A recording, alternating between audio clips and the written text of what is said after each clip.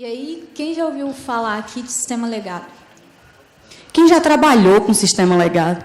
Eu, se eu puder levantar as duas mãos. Então, o sistema legado é aquele que faz você fazer aquelas perguntas que a gente viu agora há pouco ali, né? Sistema sem teste, sistema ruim da manutenção, sistema ruim de evoluir. Então, tudo isso se caracteriza como o sistema legado. Eu juro que eu estou passando.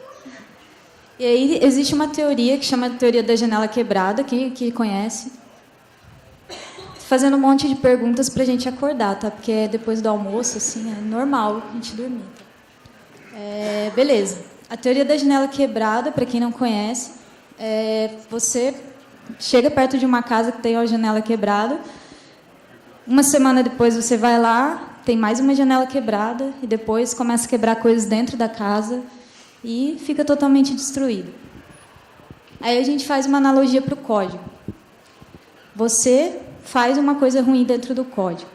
Aí vem uma pessoa que não conhece o código, trabalhar na tua equipe, e aí ela vai, não conheço esse código, deixa eu procurar um exemplo aqui dentro para eu fazer igual. E ela vai lá, vê o mau exemplo e replica esse mau exemplo. Porque ela não sabe que é mau exemplo. Exato. Ela acha que é a forma de ser feita, porque está lá. E é muito comum isso acontecer, né? A gente faz isso diariamente, até porque a gente precisa manter o padrão do sistema, né? Fazer como já está sendo feito lá. E aí entra nesse loop infinito aí de quebrar janelas e o código fica terrível. Então, dê um bom exemplo. Faça correto, que quem for te seguir vai seguir corretamente. Beleza. E o que é um bom código, né? Para mim, código bom é código que funciona. Isso é bastante controverso, certo? Se funciona, para mim, está bom. Mas isso se aplica a algumas situações. Principalmente quando você não conhece a linguagem e você está brincando ali para saber como que as coisas funcionam, você não conhece um framework, ou você está querendo provar uma hipótese, e está fazendo uma prova de conceito, para garantir que essa ideia da gente aqui é beleza, funciona. Esse pensamento de código bom é código que funciona é bom quando você pode deletar o código depois e fazer bem feito depois. Então, nem sempre código bom é código que funciona. Se é código que vai continuar no sistema, não vai ser deletado, né? Você não está querendo provar nada, você já conhece a linguagem muito bem, você conhece o domínio do negócio muito bem, isso aqui não se aplica. Código bom é código que as pessoas consigam ler, entender, modificar e evoluir. Uma métrica muito interessante é, se você quer saber se o seu código é bom, pede para alguém dar uma olhada. Eu vou ser politicamente correta aqui e vou dizer assim, quantas vezes a pessoa te perguntar o que é que isso faz, vai te dizer se o teu código é bom o suficiente ou não, né? Aqui a gente tem um quadrinho um pouco conhecido que diz que, se seu código é bom, a métrica a quantidade de what the fuck, basicamente, que é isso? É menos, né? Quanto mais você tem uma pessoa meio com a cabeça torta tentando olhar o seu código e entender, pior, vamos dizer, é a qualidade do seu código. Beleza, então, essa definição aqui, ela está dentro do livro Clean Code. Quem conhece Clean Code? Olha que legal. Bastante gente conhece. Quem não conhece, vale muito a pena conhecer, tá? Então, o que ele fala lá? Eu vou falar as palavras destacadas aqui. Então, é elegante, eficiente, simples, lógica direta. Na verdade, é essa. Simples, automatizado, testes automatizados, alterado com facilidade, lido de forma natural, escrito por alguém que se importa. E aí, um destaque especial para esse escrito por alguém que se importa. Tá? Então, se a pessoa que está escrevendo aquele código se importa com quem vai ler esse código, com ela mesma que vai ler depois, isso é o maior significado daqui. Tá? Então, os outros itens são técnicas, você consegue estudar algumas práticas para fazer. Mas quando você não se importa, você vai fazer de qualquer forma, tá? De qualquer jeito. Edilene falou antes, né? Quem conhece o livro Clean Code, né? O Código Limpo, e esse livro está aí.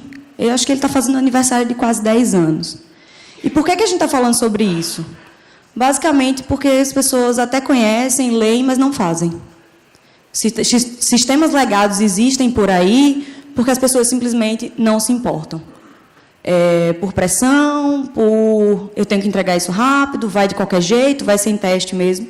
As pessoas não fazem. Então, ler o Clean Code não é suficiente. E o que é que a gente pode fazer, né? O que é suficiente? Bom, na nossa opinião,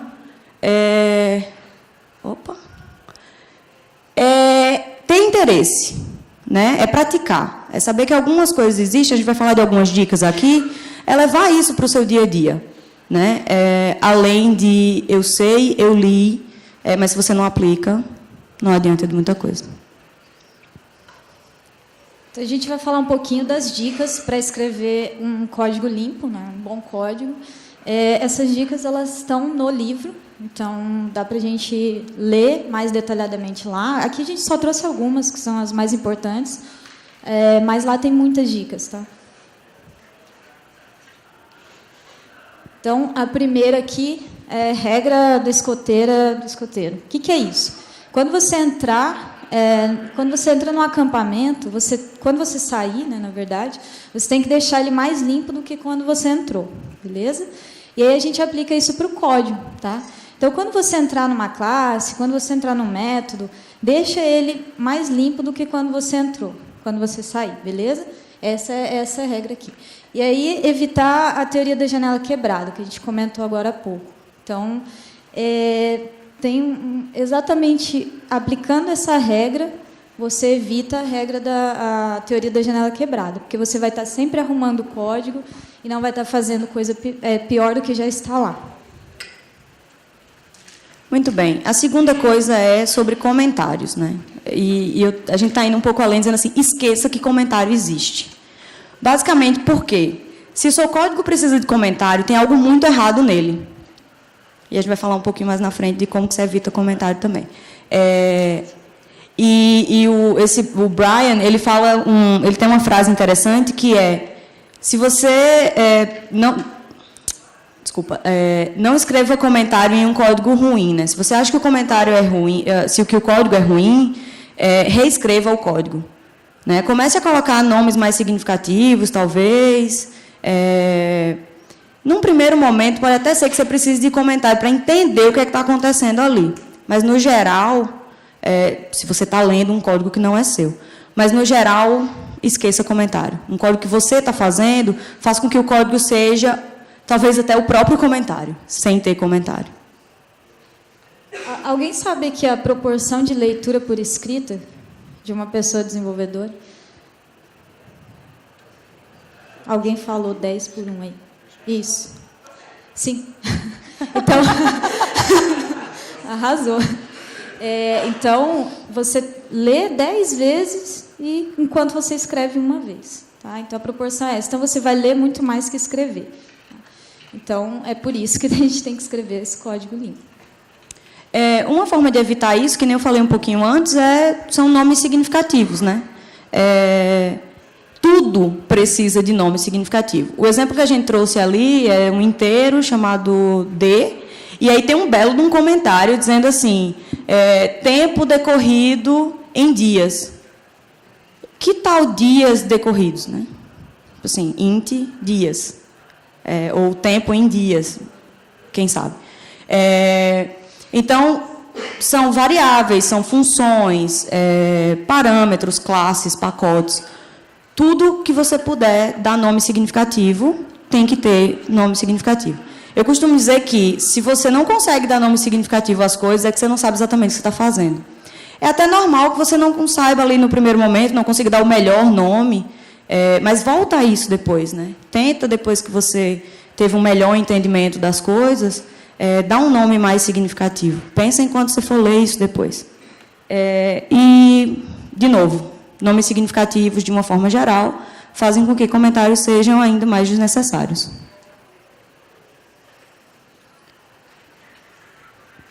A outra questão é sobre formatação, né?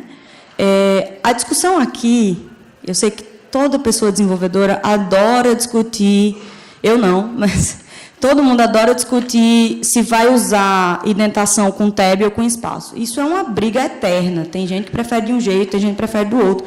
A discussão não é sobre se você vai usar de um jeito ou se você vai usar do outro. A discussão é que isso tem que ser consistente. Se o time decidir ir com espaço, todo mundo vai com espaço. Se o time decidir ir com tab, todo mundo deve ir com tab. E tem uma outra coisa que é dividir o contexto. Muitas vezes a gente não consegue fazer funções tão pequenininhas como a gente gostaria, tem uma lógica mais complicada, e aí você vê um monte de linha, uma atrás da outra. De repente, separa aquela função, aquele método, aquela classe, por contexto.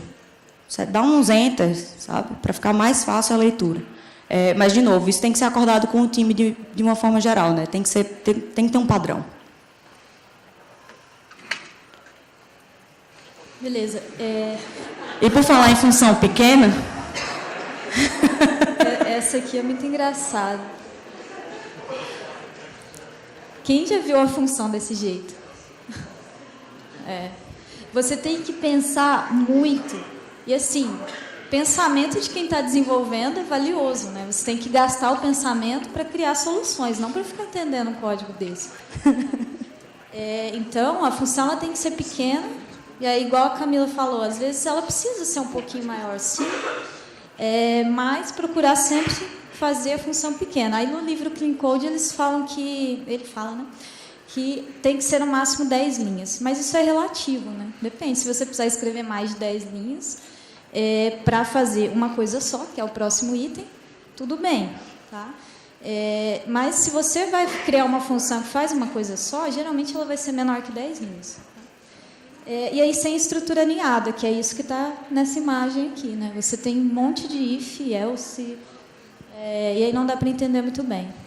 Você tem que pegar um papel, uma caneta, e ir dizendo assim, se eu tenho if isso, eu entrei aqui, daqui a pouco isso. Quem nunca fez isso, né? Tipo assim, um fluxograma para entender o que o código faz. Não, gente, não é para ser feito assim. A gente não precisa disso.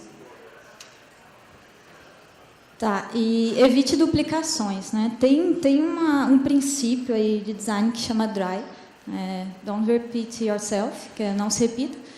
Ele fala para você evitar duplicações, mas isso também é relativo. Por quê? Tem uma escritora muito famosa na orientação a objeto, muito boa, inclusive o livro dela é ótimo, chama Sandy Metz. Ela não está pagando para a gente falar isso aqui, tá, gente? Não está, ela não me conhece. Ela fala que nada é melhor que qualquer coisa.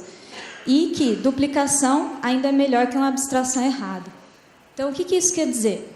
Que é melhor você ter código duplicado, lógico que seja pouco, por favor, do que você ter uma abstração errada que você não vai conseguir entender e que não vai ser bom para evoluir. Tá? Então, geralmente, eu não começo fazendo uma abstração. Eu começo pelo algo mais simples, tá? Mesmo que repita. Quando eu vejo necessidade de abstrair alguma coisa, aí sim eu faço. Então, não faço uma abstração prematura, que isso vai dificultar a evolução e manutenção daquele código. A gente estava conversando lá na ThoughtWorks essa semana e eu gostei de um exemplo que uma das pessoas lá trouxe, que muitas vezes a gente cria uma abstração, pega todo o código que está um lixo, joga embaixo daquela classe ali. Quando a pessoa vê, acha que a coisa está linda. Quando, na verdade, nem entrou e viu que desgraça que está ali por trás. Então, muitas vezes, não criar abstração para não jogar o lixo embaixo do tapete. Deixa ali na cara mesmo, que é para cada pessoa que for lá dizer assim, nossa, isso está um lixo, a gente precisa melhorar isso. E aí, eventualmente, alguém vai lá e vai mexer e vai melhorar. Que seja vocês, fatores de mudança. Só uma pergunta antes de a gente seguir. Quem aqui já criou várias interfaces com uma classe só implementando elas? Eu criei porque o meu professor lá na universidade falou assim, todo desenvolvimento tem que ser direcionado à interface. Então, tudo eu criava interface, botava as coisas lá, mesmo que tivesse só uma classe usando. tá fazendo Vai uma deixar coisa fácil. Certo. Beleza. E aí, estrutura de dados e objeto, tá? Essa dica é para você saber diferenciar o que é um, o que é outro. Quando a gente fala de estrutura de dados, a gente está falando dessa primeira imagem, onde tem uma classe, 2 atributos, e eles são públicos, tá? Então, o que acontece? Essa classe ela vai expor os atributos dela, ela vai expor as informações que ela tem, e não o comportamento em cima desses atributos, como é o caso do objeto. Então, no objeto, na segunda imagem, se a gente for falar de linguagem, os dois são objetos, certo? Mas aqui a gente está falando que é um objeto do tipo estrutura de dados e um objeto do tipo objeto. E aí o objeto, ele tem que esconder os atributos, as informações dele e expor somente comportamento, como é o caso ali do outro que vai calcular a área, tá? Então, saber diferenciar isso. Quem já ouviu falar em DTO? Beleza, DTO é uma estrutura de dados. Ele serve só para transferir dados. Então, não tem problema o atributo ser público, você expor os dados dele, mas não coloca comportamento dentro dele. Porque aí você vai estar misturando as duas coisas. Teste automatizado. É o meu preferido.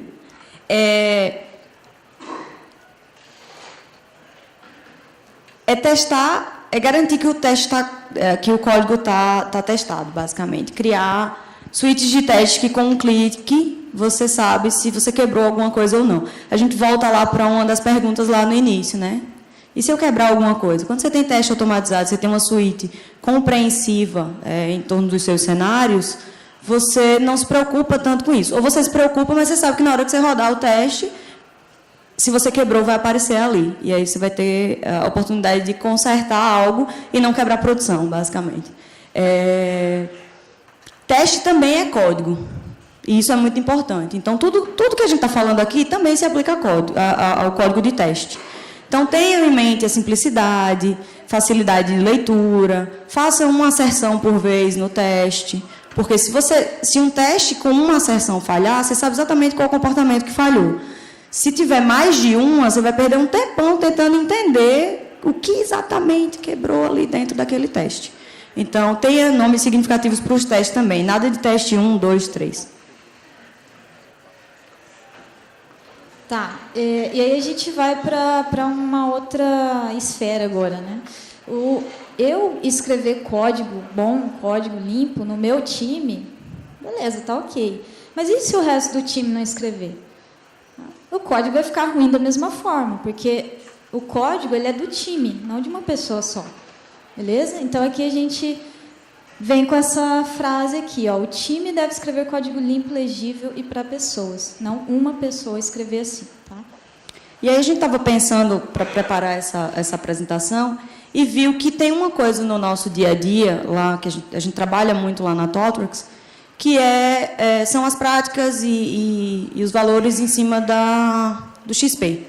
Quem conhece o XP, Extreme Programming? Beleza, joia.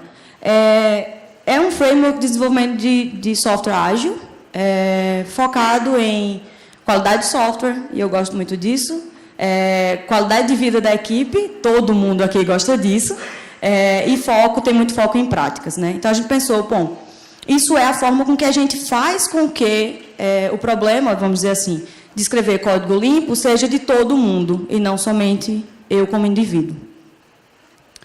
Quando a gente fala dos valores de XP, são 4, eu vou passar bem rapidamente. Feedback, comunicação, simplicidade e coragem, né? E aí a gente pensou, tá, a gente está falando de código limpo, quais são as práticas do XP que casam com isso? Existem outras que são tão importantes quanto, mas no escopo dessa apresentação aqui a gente vai falar de algumas, certo? Ritmo sustentável, a gente vai falar de programação em PAT, TDD, refactoring, a gente vai falar de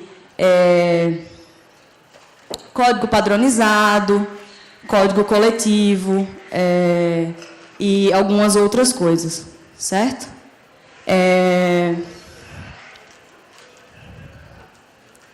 Beleza. Tá, e aí a gente vai começar falando de metáfora de sistema. O que é isso, né? Aqui a gente fala de que todas as pessoas que forem mexer nesse código, elas devem ter o mesmo entendimento. Tá? Então, uma pessoa só entender o código, entender o que ele faz, o contexto, o negócio, não adianta. Então, todo mundo tem que estar alinhado ali nisso. Tá? Então, entendimento comum, o código reflete o negócio. Isso aqui é bem importante, porque quando a gente sai da faculdade, a gente sai criando string e integer para todo lado, né? Eu fazia isso, inclusive. Eu também. E também colocando get, né? Que isso é clássico. Mas, quando a gente vem para um código que a gente quer refletir o negócio no código, a gente tem que pensar se vamos utilizar string em tudo, ou se a gente pode criar objetos que refletem o nosso negócio. Eu gosto de usar um exemplo, e não só para refletir o negócio, né? Para encapsular a regra ali de validações, por exemplo, encapsular no lugar certo. Eu gosto de dar o exemplo do CPF. CPF é pessoa, né? Que é aquele exemplo clássico da faculdade, inclusive. Você tem um objeto pessoa e você tem um CPF da pessoa. E aí você coloca uma string para representar o CPF dentro da classe pessoa, certo? Depois você precisa validar o CPF. A validação vai ficar onde? Na classe pessoa. Então, qual que é a indicação assim, para você encapsular aquela regrinha de validação do CPF? Criar uma classe CPF e ter a string, né, porque não tem como não ter ela ali, mas ter essa string dentro da classe CPF. E aí você valida lá. Então, o que acontece? O CPF fica só com a regra dele, de validação. Então, isso é muito melhor, isso reflete a regra de negócio da sua aplicação dentro do código. Até porque, se a gente pensar, uma pessoa tem um CPF, né, mas ela não é obrigação dela validar aquele CPF ou não. Né? Pega o meu CPF, ele é válido ou ele não é válido? Né? Não, o CPF ele tem que... Bom, o nosso tem que ser válido, né? Preferência. Muito bem, programação impar. Eu brinco que na ThoughtWorks a gente é tudo carente e faz tudo impar. Né? Programação impar e apresentação impar, como vocês estão vendo aqui. Então, ninguém gosta de fazer nada sozinho lá. Basicamente, qual é a vantagem de fazer programação impar? Na minha visão, é simples. Duas visões sobre o mesmo problema, a mesma solução e o mesmo código é muito melhor que uma só. Então, eu tenho muito mais confiança de mexer num código, criar um código e desenhar uma solução quando eu estou discutindo com uma outra pessoa e trazendo ali aquela troca e aquela melhor solução possível, aquele melhor código possível para aquele momento. Enquanto uma pessoa escreve o código, a outra já está ali olhando e revisando e dando pitaco e dizendo como que poderia ser melhor.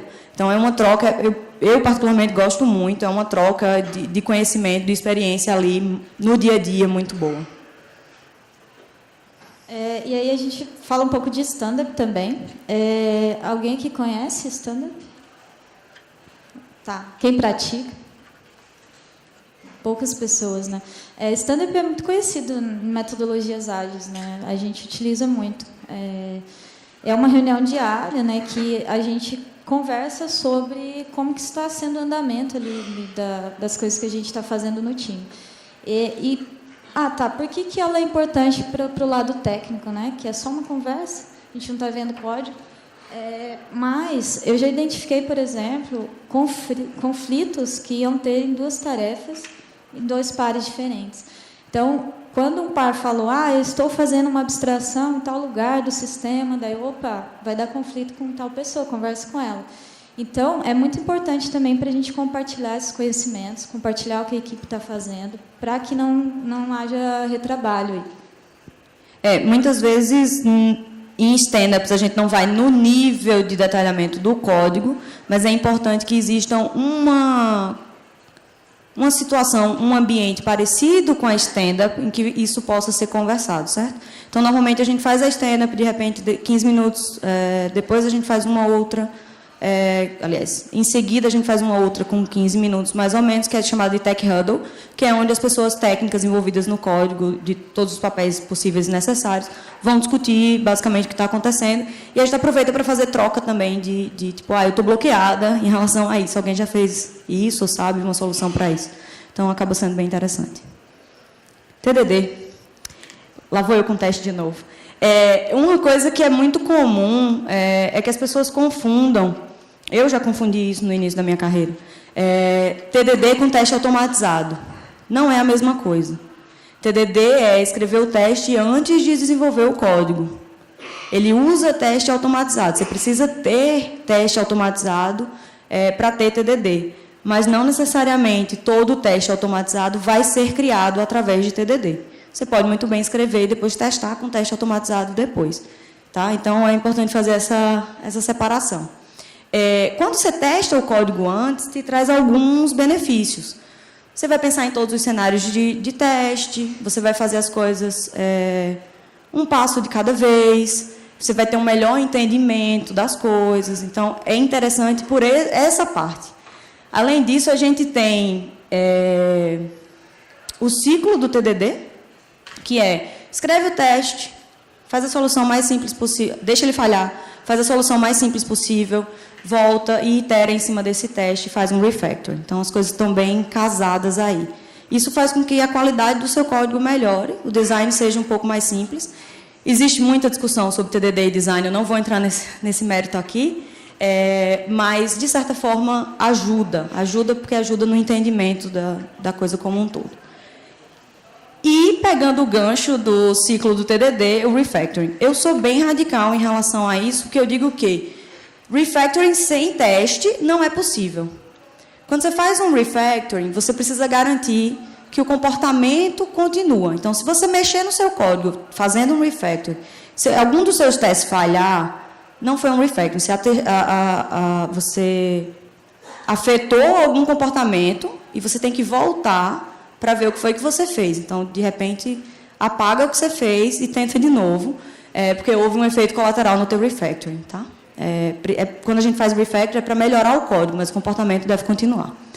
E aí, a cada refactoring, o código fica mais significativo, mais limpo, mais fácil de ser lido, mais fácil de manter. Então, não deixem de ter testes automatizados e não deixem de pensar em como vocês podem melhorar isso, o seu código e fazer refactoring. Vocês estão percebendo que o teste automatizado é o core, né? Quem faz teste automatizado aqui? Mais ou menos. Quem vai sair daqui fazendo teste automatizado? Querendo fazer teste automatizado? Muito bem. Todo mundo. Tá, beleza. Vamos falar um pouco de design, então. O que é o design, tá? Design simples.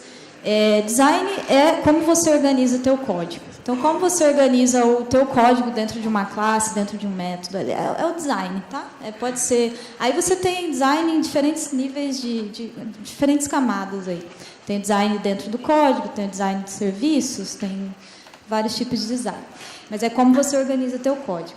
E aí, o principal objetivo dele é reduzir custo de mudança. Tá? O principal objetivo do design simples é diminuir o custo de mudança no futuro.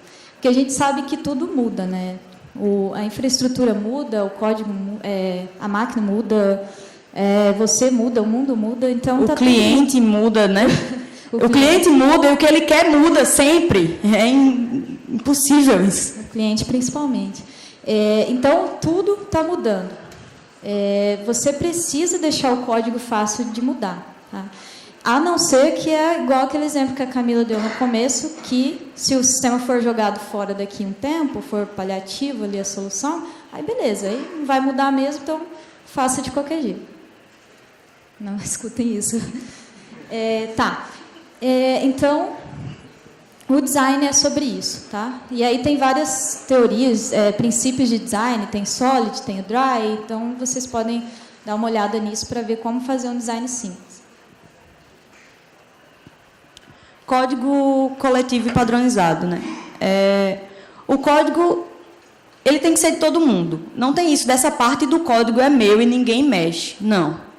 Deixa que as pessoas mexam até para melhorar o código que você fez.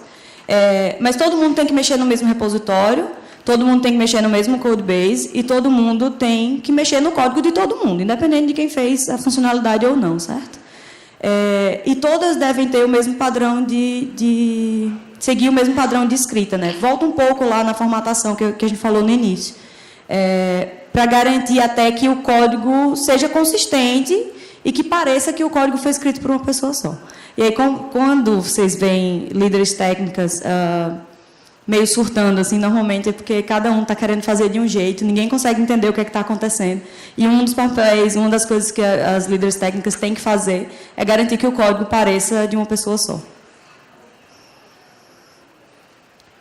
A outra coisa é ritmo sustentável. Quem aqui já fez hora extra? Todo mundo, né? Todo mundo. O cliente muda o que quer. Normalmente, quem define deadline não é quem vai fazer as coisas. Então, chega um deadline assim, do além, que o time de desenvolvimento tem que cumprir. E aí você fica assim, velho, por que você não me chamou, né? Para dar pelo menos um palpite ali naquela reunião. É interessante que esses deadlines e essas coisas sejam definidos por quem faz. Né? A brincadeira do porquinho e do frango, né? Um está envolvido e o outro está extremamente comprometido no momento de abrir uma lojinha que vende bacon e ovos. Então, tem que ser a pessoa que está fazendo que tem que, basicamente, dizer. E isso também garante um ritmo sustentável, porque você sabe mais ou menos quanto tempo vai durar aquilo. Bom, estou sendo bem otimista aqui. Mas o ideal é que a gente não faça tanta hora extra. Basicamente porque uma mente descansada busca as melhores soluções, vai ter as melhores soluções, as melhores ideias, os melhores insights. Uma outra coisa que a Elaine estava comentando comigo esses dias essa questão do ritmo sustentável também é o sistema que eu estou trabalhando. Porque se você tem um sistema legado em Perl, você já vai trabalhar muito triste, velho. Você já não quer ir trabalhar. Então, tem um pouco do desgaste emocional relacionado ao sistema, ao código que você está trabalhando e ao ritmo do projeto de uma forma geral.